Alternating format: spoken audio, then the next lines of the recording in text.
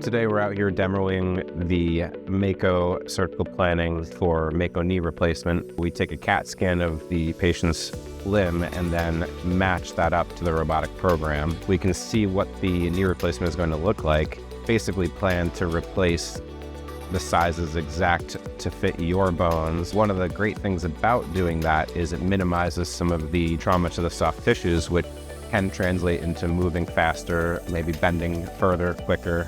The reason I like to use the Mako is instead of cutting first and adjusting second, we're making all of our adjustments before we do any cuts. The implants fit perfectly where you design them to. The biggest misconception people have about robotic surgery is that a robot is doing the surgery for you. The surgeon is actually doing the surgery, but the robot is helping you with alignment in that process. Why does robotic surgery matter? For me, it's about achieving an excellent result every single time. I want to be able to reproduce a well-balanced knee replacement every single time. Every knee is unique and some are more challenging than others.